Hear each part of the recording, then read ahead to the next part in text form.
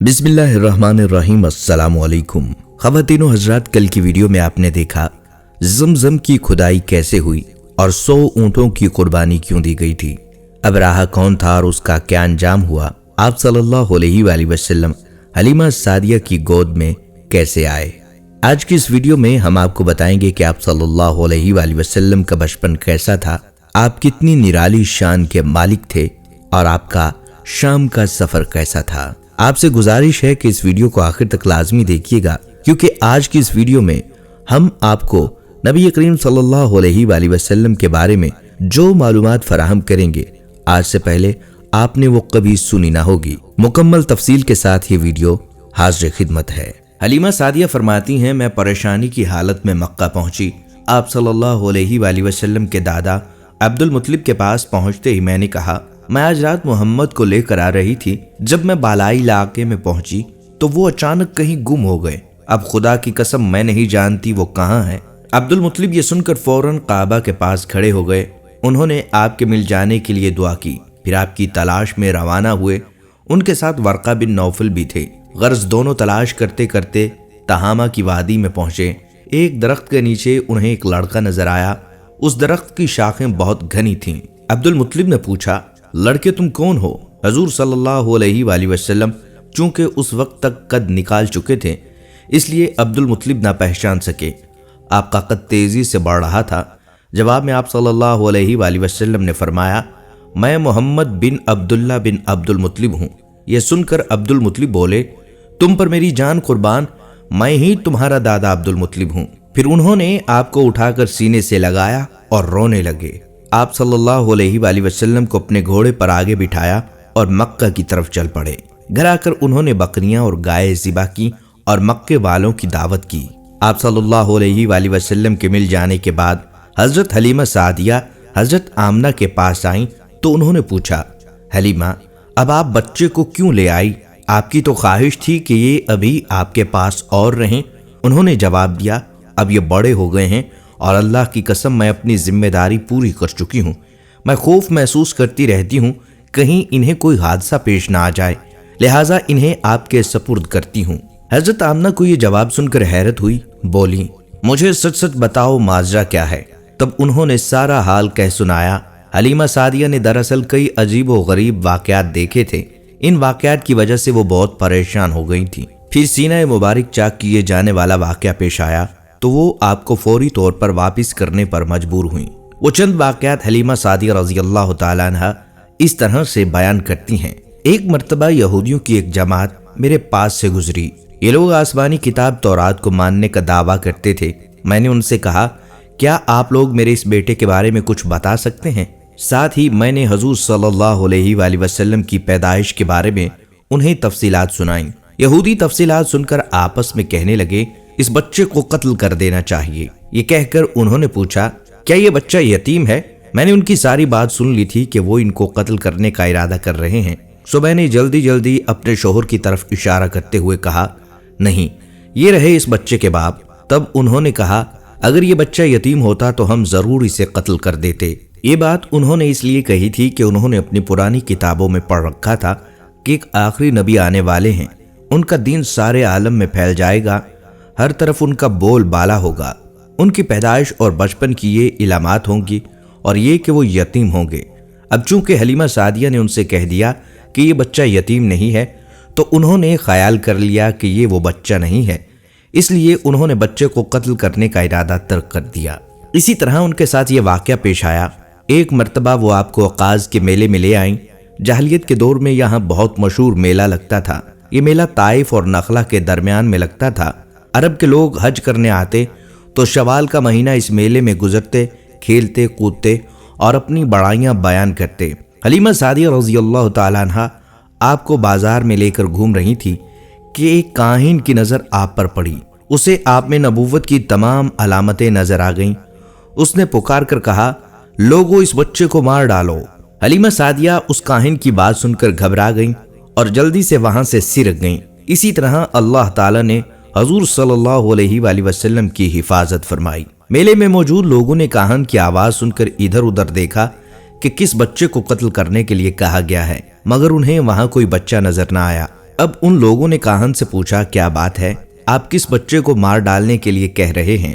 اس نے ان لوگوں کو بتایا میں نے ابھی ایک لڑکے کو دیکھا ہے، معبودوں کی قسم وہ تمہارے دین کے ماننے والوں کو قتل کرے گا، تمہارے بتوں کو توڑے گا اور تم سب پر غالب آ جائے گا۔ یہ سن کر لوگ آپ کی تلاش میں ادھر ادھر دوڑے لیکن ناکام رہے۔ حلیمہ سعدیہ آپ صلی اللہ علیہ وآلہ وسلم کو لیے واپس آ رہی تھی کہ ذی الحجاز سے ان کا گزر ہوا۔ یہاں بھی میلہ لگا ہوا تھا۔ اس بازار میں ایک نجومی تھا، لوگ اس کے پاس اپنے بچوں کو لے کر آتے تھے، وہ بچوں کو دیکھ کر ان کی قسمت کے بارے میں اندازہ لگایا کرتا تھا۔ حلیمہ سعدیہ اس کے نزدیک سے گزری تو نجومی کی نظر آپ صلی اللہ علیہ وآلہ وسلم پر پڑی۔ نجومی کو آپ صلی اللہ علیہ وآلہ وسلم کی مہر نبوت نظر آ گئی، ساتھ ہی آپ صلی اللہ علیہ وآلہ وسلم کی آنکھوں کی سرخی اس نے دیکھ لی۔ وہ چلا اٹھا اے عرب کے لوگوں، اس لڑکے کو قتل کر دو، یہ یقیناً تمہارے دین کو ماننے والوں کو قتل کرے گا، تمہارے بتوں کو توڑے گا اور تم پر غالب آ جائے گا۔ یہ کہتے ہوئے وہ آپ صلی اللہ علیہ وآلہ وسلم کی طرف جھپٹا، لیکن اسی وقت وہ پاگل ہو گیا اور اسی پاگل پن میں مر گیا۔ ایک اور واقعہ ہوا، سیرت ابن حشام میں ہے کہ حبشہ کے عیسائیوں کی ایک جماعت حضور صلی اللہ علیہ وآلہ وسلم کے پاس سے گزری۔ اس وقت آپ صلی اللہ علیہ وآلہ وسلم حلیمہ سعدیہ رضی اللہ تعالیٰ عنہ کے ساتھ تھے اور وہ آپ صلی اللہ علیہ وآلہ وسلم کی والدہ کے حوالے کرنے جا رہی تھی۔ ان عیسائیوں نے آپ صلی اللہ علیہ وآلہ وسلم کے مونڈھوں کے درمیان مہر نبوت کو دیکھا اور آپ صلی اللہ علیہ وآلہ وسلم کی آنکھوں کی سرخی کو بھی دیکھا۔ انہوں نے حلیمہ سعدیہ سے پوچھا کیا اس بچے کی آنکھوں میں کوئی تکلیف ہے؟ انہوں نے جواب میں کہا نہیں، کوئی تکلیف نہیں، یہ سرخی تو ان کی آنکھوں میں قدرتی ہے۔ ان عیسائیوں نے کہا تب اس بچے کو ہمارے حوالے کر دو، ہم اسے اپنے ملک میں لے جائیں گے، یہ بچہ پیغمبر اور بڑی شان والا ہے، ہم اس کے بارے میں سب کچھ جانتے ہیں۔ حلیمہ سعدیہ یہ سنتے ہی وہاں سے جلدی سے دور چلی گئیں، یہاں تک کہ آپ صلی اللہ علیہ وآلہ وسلم کو آپ صلی اللہ علیہ وآلہ وسلم کی والدہ کے پاس پہنچا دیا۔ ان تمام واقعات میں جو سب سے اہم واقعہ ہے وہ سینہ مبارک چاک کرنے والا تھا۔ روایات سے یہ بات ثابت ہے کہ آپ صلی اللہ علیہ وآلہ وسلم کے سینہ مبارک پر سلائی کے نشانات موجود تھے، جیسا کہ آج کل ڈاکٹر حضرات آپریشن کے بعد ٹانکے لگاتے ہیں، ٹانکے کھول دیے جانے کے بعد بھی سلائی کے نشانات موجود رہتے ہیں۔ اس واقعے کے بعد حلیمہ سعدیہ اور ان کے خاوند نے فیصلہ کیا کہ اب بچے کو اپنے پاس نہیں رکھنا چاہیے۔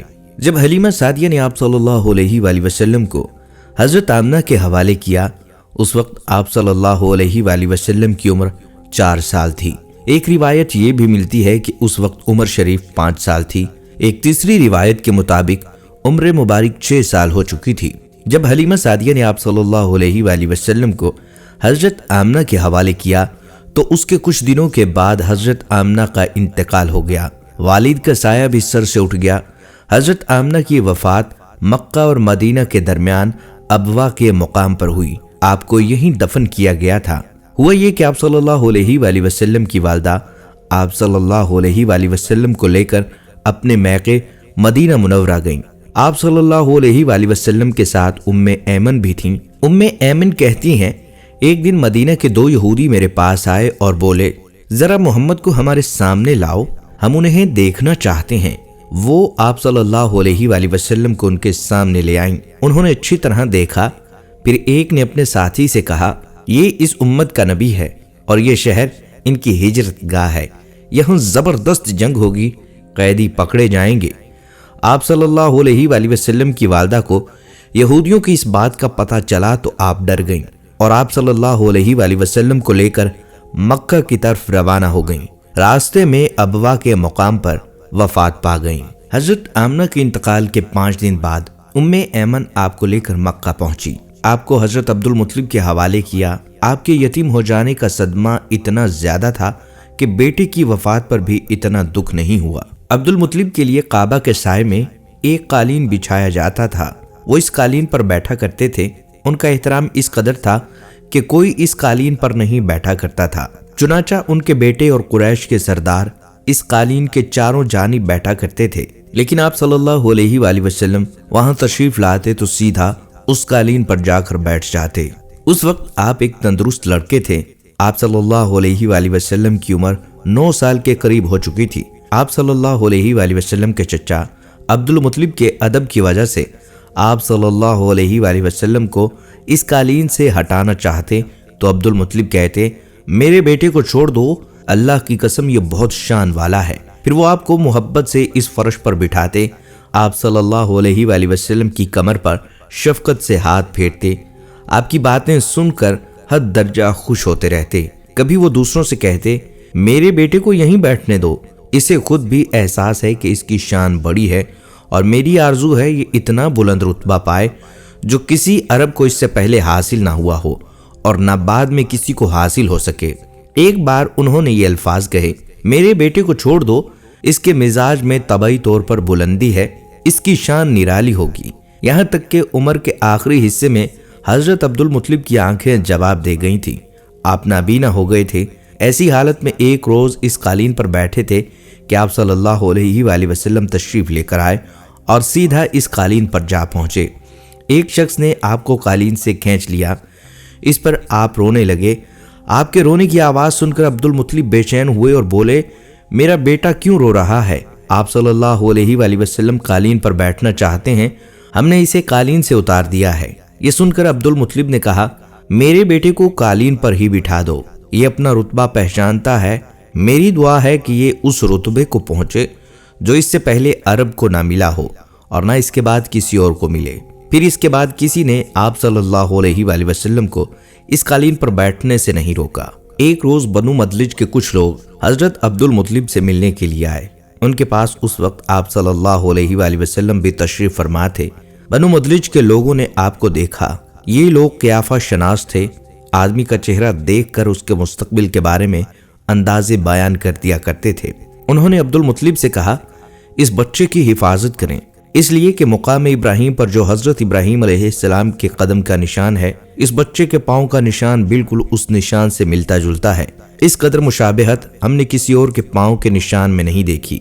हमारा ख्याल है ये बच्चा निराली शान का मालिक होगा, इसलिए इसकी हिफाजत करें। मुकाम इब्राहिम पर खाना काबा में वो पत्थर मौजूद है जिस पर हजरत इब्राहिम अलैहिस्सलाम काबा की तामीर के वक्त खड़े हुए थे।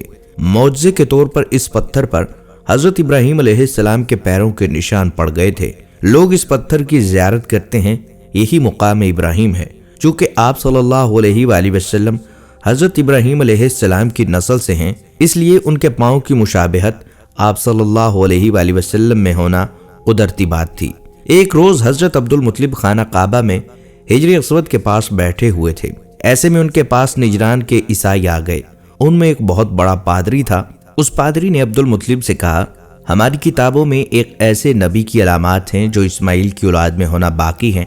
ये शहर उसकी जाए पैदाइश होगा, उसकी ये निशानियां होंगी। अभी ये बात हो ही रही थी कि कोई शख्स आपको लेकर वहां आन पहुंचा। पादरी की नजर जो ही आप सल्लल्लाहु अलैहि वसल्लम पर पड़ी, वो चौंक उठा। आपकी आंखों, कमर और पैरों को देखकर वो चिल्ला उठा, वो नबी यही हैं, ये तुम्हारे क्या लगते हैं?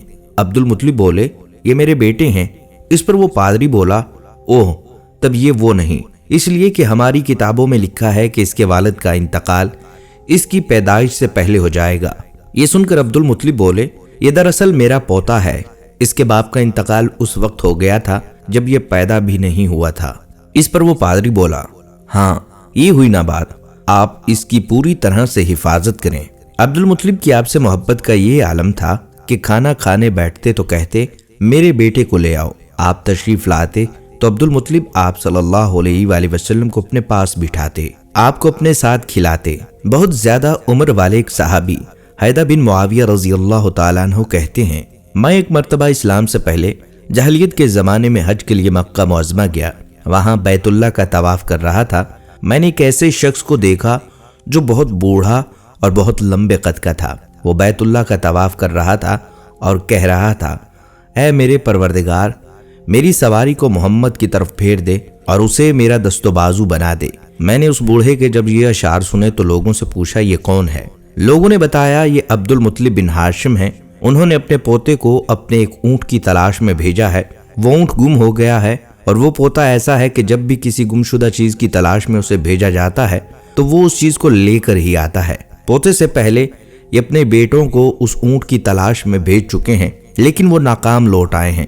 अब पोते को गए हुए चूंकि देर हो गई है, इसलिए ये परेशान हैं और ये दुआ मांग रहे हैं। थोड़ी ही देर गुजरी थी कि मैंने देखा आप सल्लल्लाहु अलैहि वसल्लम ऊंट को लिए तशरीफ ला रहे हैं।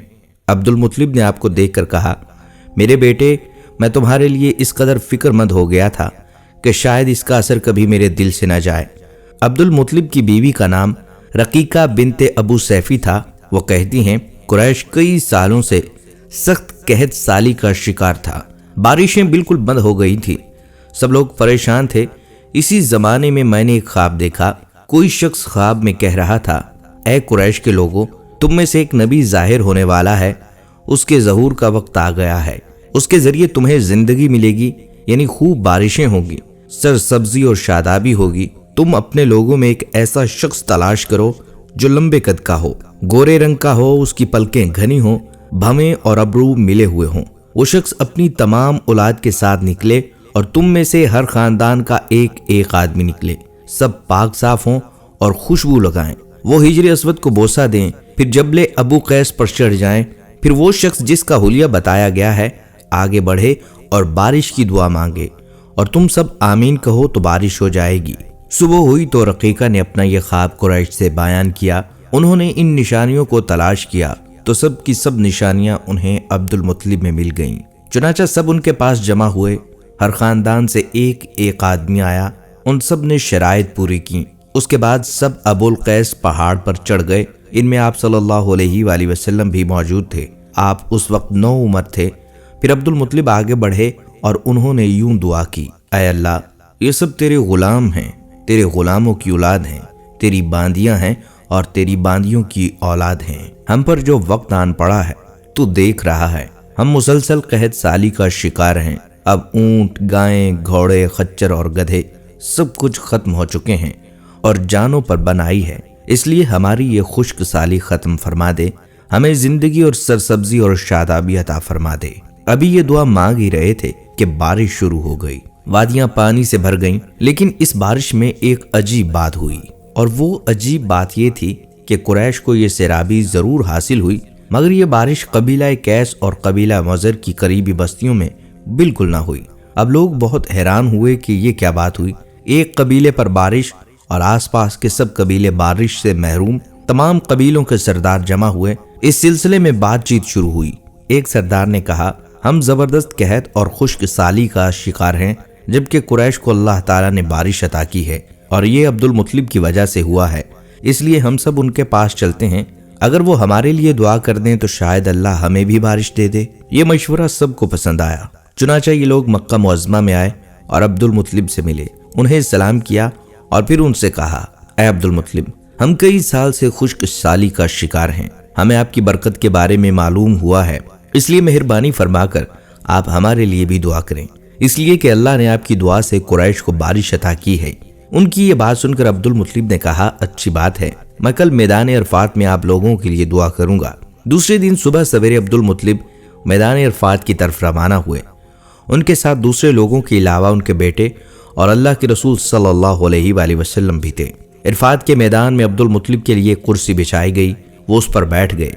नबी सल्लल्लाहु अलैहि वसल्लम को उन्होंने गोद में बिठा लिया और फिर उन्होंने हाथ उठाकर यूं दुआ की, आए अल्लाह, चमकने वाली बिजली के परवरदिगार और कड़कने वाली गर्ज के मालिक, पालने वालों के पालने वाले और मुश्किलात को आसान करने वाले, ये कबीला कैस और कबीला मुज़र के लोग हैं। ये बहुत परेशान हैं, इनकी कमरें झुक गई हैं। ये तुझसे अपनी लाचारी और बेकसी की फरियाद करते हैं और जानो माल की बर्बादी की शिकायत करते हैं। बस ऐ अल्लाह, इनके लिए खूब बरसने वाले बादल भेज दे और आसमान से इनके लिए रहमत अता फरमा, ताकि इनकी ज़मीनें सरसब्ज हो जाएं और इनकी तकालीफ दूर हो जाएं।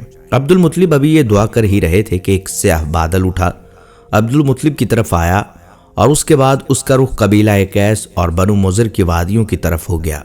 ये देखकर अब्दुल मुत्तलिब ने कहा, ऐ गिरोह कुरैश और मुज़र, जाओ, तुम्हें सैराबी हासिल होगी। चुनाचा ये लोग जब अपनी वादियों में पहुंचे तो वहां बारिश हो चुकी थी। आप 7 साल के हो चुके थे। आप सल्लल्लाहु अलैहि वसल्लम की आंखें दुखने को आ गईं। मक्का में आंखों का इलाज करवाया गया मगर आफाका ना हुआ।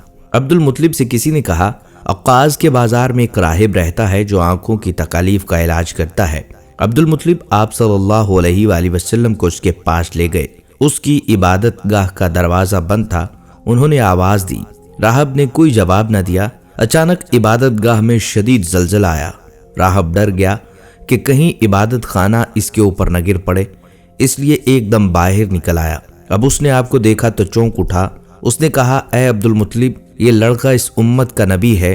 अगर मैं बाहर ना निकल आता तो ये इबादत गाह मुझ पर जरूर गिर पड़ती। इस लड़के को फौरन वापस ले जाओ और इसकी हिफाजत करो, कहीं यहूदियों या ईसाइयों में से कोई इसे कत्ल न कर दे। और रही बात इनकी आंखों की, तो आंखों की दवा तो खुद इनके पास मौजूद है। अब्दुल मुत्तलिब ये सुनकर हैरान हुए और बोले, इनके अपने पास? मैं समझा नहीं। हाँ, इनका लुआबे दहन इनकी आंखों में लगाएं। उन्होंने ऐसा ही किया तो आंखें फौरन ठीक हो गईं। पुरानी आसमानी किताबों में आपकी बहुत सारी निशानियां लिखी हुई थीं। इसकी तफसील बहुत दिलचस्प है। यमन में एक कबीला हुमैर था। वहां एक शख्स सैफ बिन यजन था। वो सैफ हुमैरी भी कहलाता था। किसी जमाने में उसके बाप दादा इस मुल्क पर हुकूमत करते थे, लेकिन फिर हबशियों ने यमन पर हमला किया और इस पर कब्जा कर लिया। वहां हबशियों की हुकूमत हो गई। 70 साल तक यमन हबशियों के कब्जे में रहा।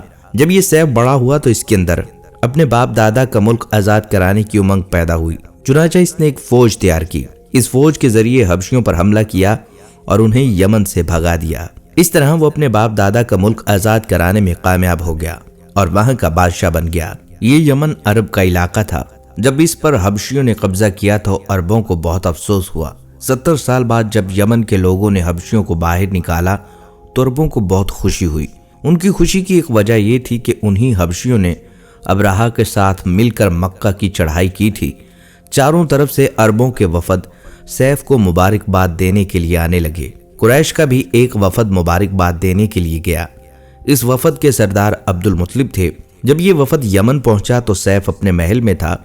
उसके सर पर ताज था, तलवार सामने रखी थी और हुमैरी सरदार उसके दाएं बाएं बैठे हुए थे। सैफ को कुरैश के वफद की आमद के बारे में बताया गया। उसे ये भी बताया गया कि ये लोग किस कदर रुतबे वाले हैं।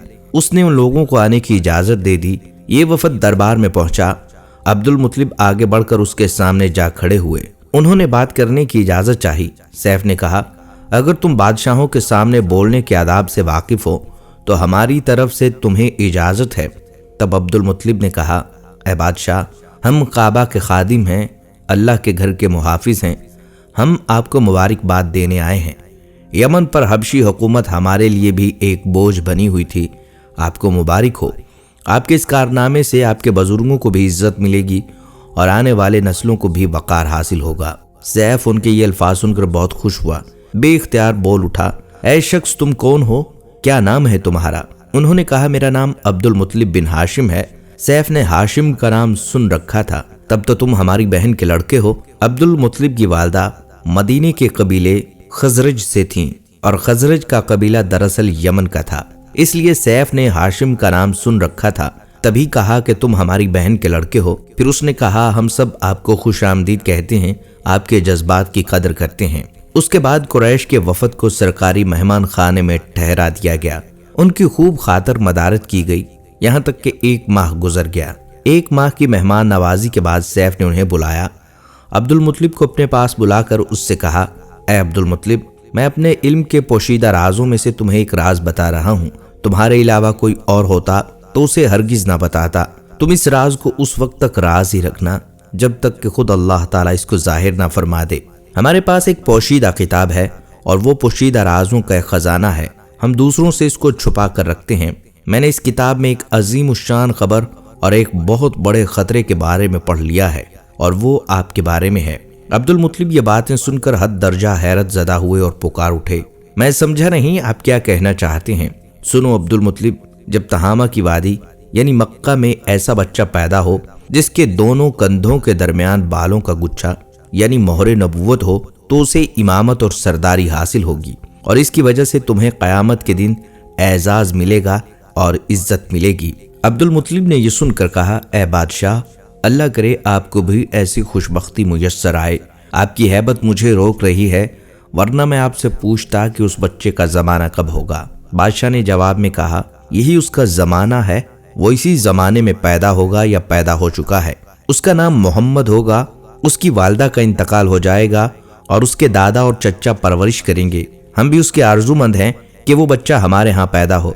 अल्लाह ताला उसे खुलेआम जाहिर फरमाएगा और इसके लिए हम में से उस नबी के मददगार बनाएगा। उनके जरिए इस नबी के खानदान को और कबीले वालों को इज्जत हासिल होगी और उनके जरिए इनके दुश्मनों को जिल्लत मिलेगी और इनके जरिए वो तमाम लोगों से मुकाबला करेगा और इनके जरिए ज़मीन के अहम इलाके फतह हो जाएंगे। वो नबी रहमान की इबादत करेगा, शैतान को धमकाएगा, आतिश कदों को ठंडा करेगा यानी आग के पुजारियों को मिटाएगा, बुतों को तो तोड़ डालेगा। उसकी हर बात आखिरी फरमान होगी, उसके अहकामात इंसाफ वाले होंगे। वो नेक कामों का हुक्म देगा, खुद भी उन पर अमल करेगा, बुराइयों से रोकेगा, उनको मिटा डालेगा। अब्दुल मुत्तलिब ने सैफ बिन यज़न को दुआ दी, फिर कहा, कुछ और तफसील बयान की। बात ढकी छुपी है और इलामतें पोशीदा हैं, मगर ऐ अब्दुल मुत्तलिब, इसमें शुबा नहीं कि तुम उसके दादा हो। अब्दुल मुत्तलिब ये सुनकर फौरन सजदे में गिर गए और फिर सैफ ने उनसे कहा, अपना सर उठाओ, अपनी पेशानी ऊंची करो और मुझे बताओ जो कुछ मैंने तुमसे कहा, क्या तुमने उनमें से कोई इलामत अपने यहाँ देखी है? इस पर अब्दुल मुत्तलिब ने कहा, हाँ, मेरा एक बेटा था, मैं उसे बहुत चाहता था। मैंने एक शरीफ और मुअज़्ज़िज़ लड़की आमना बिनते वहाब अब्द मनाफ से उसकी शादी कर दी। वो मेरी कौम के इंतहाई बाइज़्ज़त खानदान से थी। उससे मेरे बेटे के यहाँ एक लड़का पैदा हुआ, मैंने उसका नाम मोहम्मद रखा। उस बच्चे का बाप और माँ दोनों फौत हो चुके हैं। अब मैं और उसका चच्चा अबू तालिब उसकी देखभाल करते हैं। अब सैफ ने उनसे कहा, मैंने तुम्हें जो कुछ बताया है वो वाकया इसी तरह है। अब तुम अपने पोते की हिफाजत करो और यहूदियों से बचाए रखो, इसलिए कि वो उसके दुश्मन हैं। ये और बात है कि अल्लाह ताला हरगिज उन लोगों को इन पर काबू नहीं पाने देगा। और मैंने जो कुछ आपको बताया है इसका अपने कबीले वालों से हरगिज जिक्र न करना। मुझे डर है इन बातों की वजह से उन लोगों में हसद और जलन पैदा ना हो जाए। ये लोग सोच सकते हैं ये इज्जत और बुलंदी आखिर इन्हें क्यों मिली। ये लोग इनके रास्ते में रुकावटें खड़ी करेंगे। अगर ये लोग उस वक्त तक जिंदा ना रहे तो उनकी औलादें ये काम करेंगी। अगर मुझे ये मालूम ना होता कि इस नबी के ज़हूर से पहले मुझे मौत आएगी तो मैं अपने ऊँटों और काफिलों के साथ रवाना होता और उनकी सल्तनत के मरकज़ यसरब पहुँचता, क्योंकि मैं इस किताब में ये बात पाता हूँ कि शहर यसरब उनकी सल्तनत का मरकज़ होगा, उनकी ताकत का सरचश्मा होगा, उनकी मदद और नुसरत का ठिकाना होगा और उनकी वफात की जगह होगी और उन्हें यहीं दफन किया जाएगा। और हमारी किताब पिछले अलूम से भरी पड़ी है। मुझे पता है अगर मैं इस वक्त उनकी अजमत का ऐलान करूं तो खुद उनके लिए और मेरे लिए खतरात पैदा हो जाएंगे। ये डर ना होता तो मैं इसी वक्त उनके बारे में ये तमाम बातें सबको बता देता, अरबों के सामने उनकी सरबुलंदी और ऊंचे रुतबे की दास्तानें सुना देता। लेकिन मैं ये राज तुम्हें बता रहा हूँ, तुम्हारे साथियों में से भी किसी को ना बताना। उसके बाद उसने अब्दुल मुत्तलिब के साथियों को बुलाया। उनमें से हर एक को 10 हबशी गुलाम, 10 हबशी बांदियां और धारीदार यमनी चादरें और बड़ी मिकदार में सोना और चांदी, 100 ऊंट और अंबर के भरे डब्बे दिए। फिर अब्दुल मुत्तलिब को इससे 10 गुना ज्यादा दिया और बोला, साल गुजरने पर मेरे पास उनकी खबर लेकर आना और उनके हालात बताना। साल गुजरने से पहले ही उस बादशाह का इंतकाल हो गया। अब्दुल मुत्तलिब अक्सर उस बादशाह का जिक्र किया करते थे। आपकी उम्र 8 साल की हुई तो अब्दुल मुत्तलिब का इंतकाल हो गया। इस तरह एक अजीम सरपरस्त का साथ छूट गया। इस वक्त अब्दुल मुत्तलिब की उम्र 95 साल थी। तारीख की बाज किताबों में उनकी उम्र इससे भी ज्यादा लिखी गई है। जिस वक्त अब्दुल मुत्तलिब का इंतकाल हुआ, आप सल्लल्लाहु अलैहि वसल्लम उनकी चारपाई के पास मौजूद थे। आप रोने लगे। अब्दुल मुत्तलिब को हुजूम के मकाम पर उनके दादा कुसा के पास दफन किया गया। मरने से पहले उन्होंने नबी करीम सल्लल्लाहु अलैहि वसल्लम को अपने बेटे अबू तालिब के हवाले किया। अब अबू तालिब आप सल्लल्लाहु अलैहि वसल्लम के निगरान हुए। उन्हें भी आप सल्लल्लाहु अलैहि वसल्लम से बेतहाशा मोहब्बत हो गई। उनके भाई अब्बास और जुबैर भी आपका बहुत ख्याल रखते थे। फिर जुबैर भी इंतकाल कर गए तो आपकी निगरानी आपके चच्चा अबू तालिब ही करते रहे। उन्हें भी नबी करीम सल्लल्लाहु अलैहि वसल्लम से बहुत मोहब्बत थी। जब उन्होंने आपकी बरक़ात देखी, मौज़े देखे तो मोहब्बत में और इजाफा हो गया। ये माली एतबार से कमजोर थे। 2 वक्त सारे घराने को पेट भर कर खाना नहीं मिलता था, लेकिन जब नबी करीम सल्लल्लाहु अलैहि वसल्लम उनके साथ खाते तो थोड़ा सा खाना भी सबके लिए काफ़ी हो जाता, सबके पेट भर जाते। इसीलिए जब दोपहर या रात के खाने का वक्त होता और सब दस्तरखान पर बैठते तो अबू तालिब उनसे कहते, अभी खाना शुरू न करो, मेरा बेटा आ जाए तो फिर शुरू करना। फिर आप सल्लल्लाहु अलैहि वसल्लम तशरीफ़ ले आते اور ان کے ساتھ بیٹھ کر کھانا کھاتے۔ آپ کی برکت اس طرح ظاہر ہوتی کہ سب کے سیر ہو جانے کے بعد بھی کھانا بچ جاتا۔ اگر دودھ ہوتا تو پہلے نبی کریم صلی اللہ علیہ وآلہ وسلم کو پینے کے لیے دیا جاتا، پھر ابو طالب کے بیٹے پیتے، یہاں تک کہ ایک ہی پیالے سے سب دودھ پی لیتے اور خوب سیر ہو جاتے، اور پھر بھی دودھ بچ جایا کرتا۔ ابو طالب کے لیے ایک تکیہ رکھا رہتا تھا، آپ اس سے ٹیک لگا کر بیٹھا کرتے۔ رسول اللہ صلی اللہ علیہ وآلہ وسلم تشریف لاتے تو آ کر سیدھے اس تکیے کے ساتھ بیٹھ جاتے۔ یہ دیکھ کر ابو طالب کہتے، میرے بیٹے کو اپنے بلند مرتبہ کا احساس ہے۔ ایک بار مکہ میں قحط پڑ گیا، بارش بالکل نہ ہوئی، لوگ ایک دوسرے سے کہتے تھے لات اور عزا سے بارش کی دعا کرو، کچھ کہتے تھے تیسرے بڑے بت منات پر بھروسہ کرو۔ اسی دوران ایک بوڑھے نے کہا، تم حق اور سچائی سے بھاگ رہے ہو، تم میں ابراہیم علیہ السلام اور اسماعیل علیہ السلام کی نشانی موجود ہے، تم اسے چھوڑ کر غلط راستے پر کیوں جا رہے ہو؟ اس پر لوگوں نے اس سے کہا، کیا آپ کی مراد ابو طالب سے ہے؟ اس نے جواب میں کہا، ہاں میں یہی کہنا چاہتا ہوں۔ اب سب لوگ ابو طالب کے گھر کی طرف روانہ ہوئے۔ وہاں پہنچ کر انہوں نے دروازے پر دستک دی تو ایک خوبصورت آدمی باہر آیا، اس نے تہبند لپیٹ رکھا تھا۔ سب لوگ اس کی طرف بڑھے اور بولے، اے ابو طالب، وادی میں قحط پڑا ہے، بچے بھوکے مر رہے ہیں، اس لیے آؤ اور ہمارے لیے بارش کی دعا کرو۔ چنانچہ ابو طالب باہر آئے، ان کے ساتھ آپ صلی اللہ علیہ وآلہ وسلم بھی تھے۔ آپ ایسے لگ رہے تھے جیسے اندھیرے میں سورج نکل آیا ہو۔ ابو طالب کے ساتھ اور بھی بچے تھے، لیکن انہوں نے آپ کا بازو پکڑا ہوا تھا۔ اس کے بعد ابو طالب نے آپ کی انگلی پکڑ کر کعبے کا طواف کیا۔ یہ طواف کر رہے تھے اور دوسرے لوگ آسمان کی طرف نظر اٹھا اٹھا کر دیکھ رہے تھے، جہاں بادل کا ایک بھی ٹکڑا نہیں تھا۔ لیکن پھر اچانک ہر طرف سے بادل گھر گھر کر آنے لگے، اس قدر زوردار بارش ہوئی کہ شہر اور جنگل سیراب ہو گئے۔ ابو طالب ایک بار ذی المجاز کے میلے میں گئے۔ یہ جگہ عرفات سے تقریباً 8 کلومیٹر دور ہے۔ ان کے ساتھ رسول اللہ صلی اللہ علیہ وآلہ وسلم بھی موجود تھے۔ ایسے میں ابو طالب کو پیاس محسوس ہوئی۔ انہوں نے آپ سے کہا، بھتیجے مجھے پیاس لگی ہے۔ یہ بات انہوں نے اس لیے نہیں کی تھی کہ آپ کے پاس پانی تھا، بلکہ اپنی بے چینی ظاہر کرنے کے لیے کہی تھی۔ چچا کی بات سن کر فوراً سواری سے اتر آئے اور بولے، چچا جان آپ کو پیاس لگی ہے؟ انہوں نے کہا، ہاں بھتیجے پیاس لگی ہے۔ یہ سنتے ہی آپ نے ایک پتھر پر پاؤں مارا۔ جو ہی آپ صلی اللہ علیہ وآلہ وسلم نے پتھر پر پاؤں مارا، صاف اور عمدہ پانی پھوٹ نکلا۔ انہوں نے ایسا پانی پہلے کبھی نہیں پیا تھا۔ خوب سیر ہو کر پیا۔ پھر انہوں نے پوچھا، بھتیجے کیا آپ سیر ہو چکے ہیں؟ نبی کریم صلی اللہ علیہ وآلہ وسلم نے فرمایا، جی ہاں۔ آپ نے اسی جگہ اپنی ایڑھی پھر ماری اور وہ جگہ دوبارہ ایسی ہی خشک ہو گئی جیسی پہلے تھی۔ نبی کریم صلی اللہ علیہ وآلہ وسلم چند سال اپنے دوسرے چچا زبیر بن عبد المطلب کے ساتھ بھی رہے تھے۔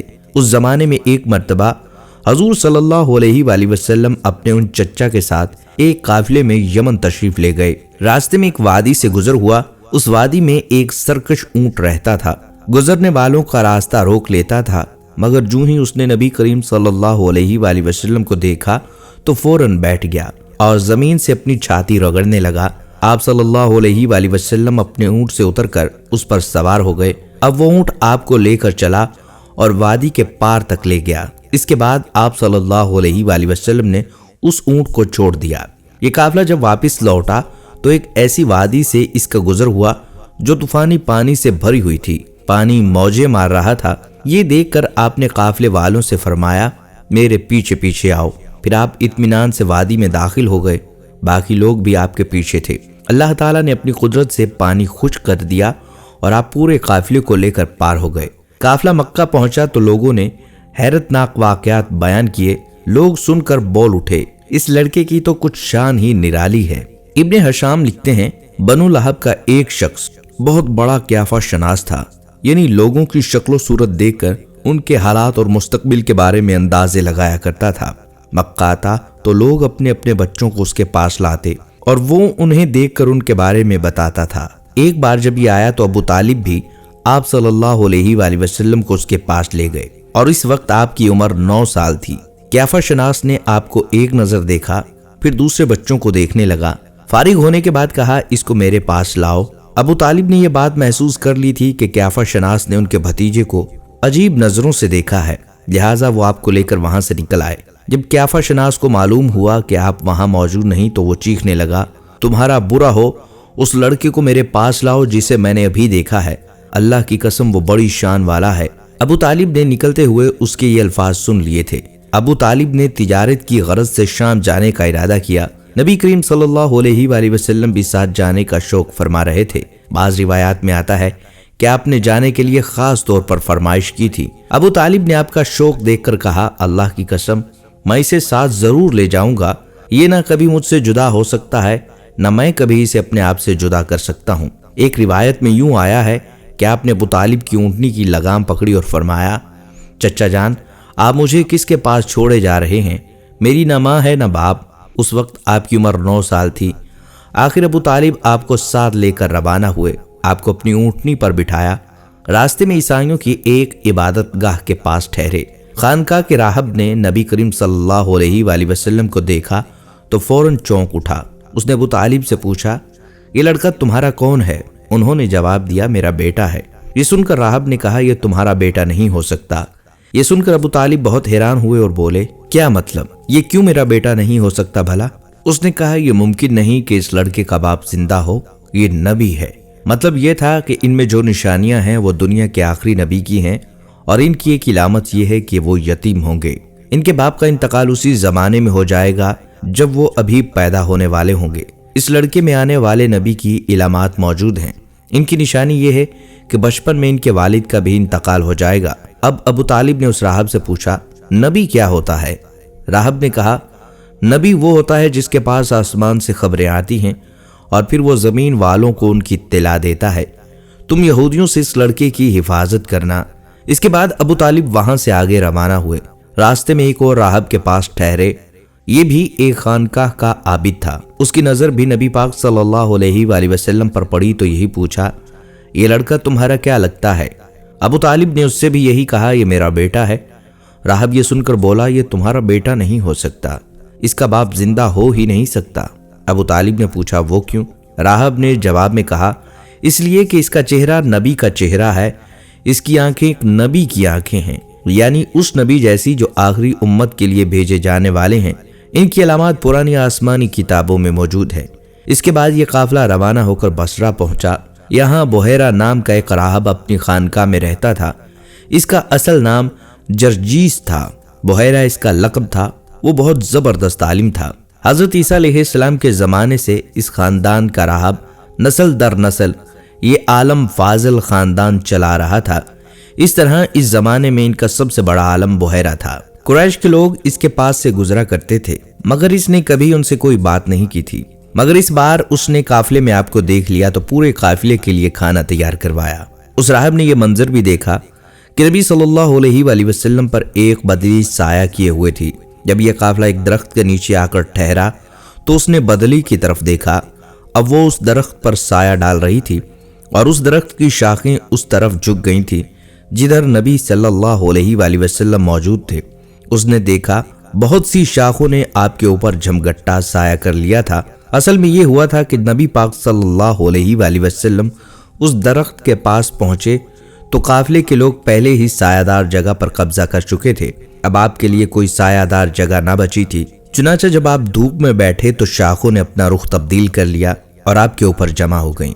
इस तरह आप मुकम्मल तौर पर साए में हो गए। जब राहब ने यह मंजर साफ देखा तो आपकी ये निशानी देखकर उसने काफिले वालों को पैगाम भिजवाया, ए कुरैशियों, मैंने आप लोगों के लिए खाना तैयार करवाया है।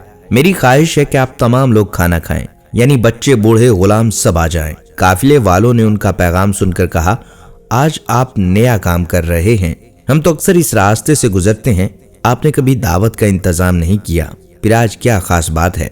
उसने इतना जवाब दिया, तुमने ठीक कहा, लेकिन बस आप लोग मेहमान हैं और मेहमान का इकराम करना अच्छी बात है। इस तरह लोग उसके पास पहुंच गए, लेकिन अल्लाह के रसूल सल्लल्लाहु अलैहि वसल्लम उनके साथ नहीं थे। उन्हें पड़ाव में ही छोड़ दिया गया था।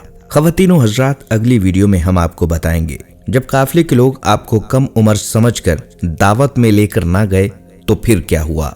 हमारी अगली वीडियो का इंतजार कीजिएगा। अगर आपने हमारे चैनल को सब्सक्राइब नहीं किया हुआ तो हमारे चैनल को सब्सक्राइब कर लें। अगर आप अपनी पसंद के किसी मौजू पर वीडियोस बनवाना चाहते हैं तो अपनी रिक्वेस्ट कमेंट सेक्शन में लाजमी तौर पर कीजिएगा। हमारी इस वीडियो को अपने तमाम दोस्तों और रिश्तेदारों तक लाजमी पहुंचाइएगा ताकि वो भी इससे फायदा हासिल कर सकें। अगली वीडियो तक के लिए इजाजत दीजिए। अल्लाह हाफिज।